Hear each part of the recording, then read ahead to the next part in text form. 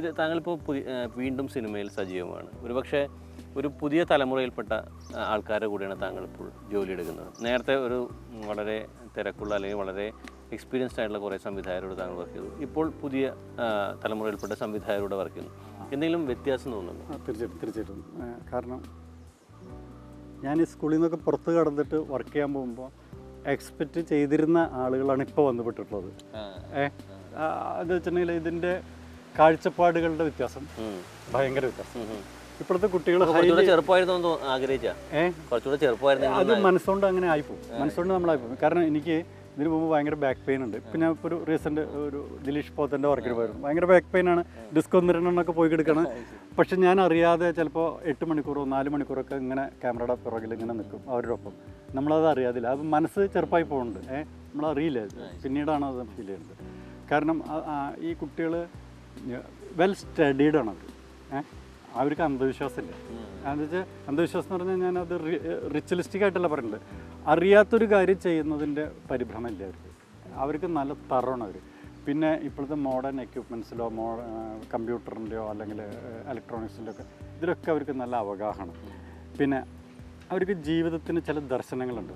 ഈ ദർശനങ്ങൾ മുതിർന്നവർക്ക് വേണ്ടിയോ താഴെയുള്ളവർക്ക് വേണ്ടിയിട്ടൊന്നുമല്ല. അത് അവർക്ക് ഉണ്ടായിട്ടുള്ള ദർശനങ്ങളാണ്. അതിൻ്റെ ഫുൾഫിൽമെൻറ്റിന് വേണ്ടിയിട്ട് അവർ മരിക്കും. അവർക്ക് അപ്പം മാർക്കറ്റിംഗ് ഒരു പ്രശ്നമാണോ അല്ലെങ്കിൽ മറ്റുള്ള പരസ്യം പിന്നെ എന്താ ഈ PR-Oൻ്റെ പരിപാടികൾ ഇതൊക്കെ ഒരു വിഷയമാണോ? ഇനി അപ്പുറത്തുള്ള താരമൂലുള്ള നടനോ താരമൂലില്ലാത്ത നടനോ ഇതൊന്നും അവർക്ക് വിഷയമില്ല. ഇതാണ് സത്യത്തിൽ എല്ലാ തിയേറ്റർ ട്രെയിനിങ്ങിൻ്റെ ഉള്ളിൽ നിന്നും നമുക്ക് പഠിച്ചു പോകാനുള്ളൊരു സംഭവം. അവരെ ബീറ്റ് ചെയ്യാൻ പറ്റില്ല, അവരെ തോൽപ്പിക്കുക. അവരാരും ശത്രുനിരയിൽ കാണുന്നില്ല. പക്ഷെ ആർക്കെങ്കിലും ഒരു സംഘമായിട്ട് ചെന്നിട്ട് ഇവരെ തോൽപ്പിക്കാൻ പറ്റില്ല. ഇവർ സ്കിപ്പ് ചെയ്ത് അവരുടെ വേറൊരു ലോകത്തോടെ അവർക്ക് പറയാനുള്ളത് മനുഷ്യരോട് വിളിച്ചു പറയും, ലോകത്തോട് വിളിച്ചു പറയും. അത് കാരണം കൊണ്ട് എനിക്ക് ആ കുട്ടികളെ കാണുമ്പോൾ ഞാൻ ഭയങ്കര ആവേശമായി. കുട്ടികളുടെ വർക്ക് കാണുമ്പോഴേ ഭയങ്കര ആവേശമായി. ഇപ്പം തന്നെയല്ല, ഇതിപ്പോൾ ഞാൻ പറയണ്ടേ അനിയുടെ കാര്യം, ഒരു സരിത്തുണ്ട്. കുട്ടികളുടെ കയ്യിൽ നിന്ന് നമ്മൾക്ക് എന്താ ഇപ്പോൾ മനസ്സിലാക്കുന്നത്. ഇപ്പം ഞാൻ പണ്ട് നാടകം ചെയ്യുമ്പോഴും കുട്ടികളെ വെച്ച് ചെയ്യുമ്പോഴേ ഒരുപാട് കാര്യങ്ങൾ നമ്മൾ പഠിക്കും. ഒരുപാട് കാര്യങ്ങൾ പഠിക്കും. എല്ലാവരും പറയുക കുട്ടികളെ നമ്മൾ മുതിർന്നവർ മോൾഡ് ചെയ്യണില്ല, കുട്ടികൾക്ക് മാർഗനിർദ്ദേശം കൊടുക്കണില്ല, ഗുണപാഠം പഠിപ്പിക്കണില്ല. നമുക്ക് പഠിക്കാനേ ഉള്ളൂ. കാരണം അവർ നാച്ചുറലാണ്. ആ തലമുറയിലത്തെ കുട്ടികൾ അവരൊക്കെ മടിയിൽ കമ്പ്യൂട്ടർ വെച്ചിട്ട് വെറുതെ ഒരു കോലുമുട്ടായി തിന്നണ പോലെയാണ് ഷോട്ട് എടുക്കുന്നത്.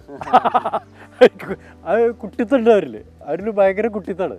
ഒരു മറ്റേ ഐസ്ക്രീമോ മറ്റൊന്നും ഉണയണ പോലെ അവിടെ രണ്ടുപേര് ചിലപ്പോൾ മടിയിൽ വെച്ചിട്ട് ചേട്ടാ ഷോട്ട് കഴിഞ്ഞോ, എഡിറ്റ് കഴിഞ്ഞു, അടുത്തെടുത്തോ എന്ന് പറഞ്ഞിട്ട് പിന്നെ ഒരു വർത്താനം പറഞ്ഞിരിക്കുക. അത്ര സിമ്പിളായിട്ട് അവർ കൈകാര്യം എന്ന് വെച്ചിട്ട് അവർ കോംപ്രമൈസിന് തയ്യാറില്ല. ഒരു കോംപ്രമൈസിന് തയ്യാറില്ല. അവർ എന്താ വിചാരിച്ചിട്ടുള്ള ആ റിസൾട്ട് അവർക്ക് കിട്ടണം, കിട്ടേ ഉള്ളൂ.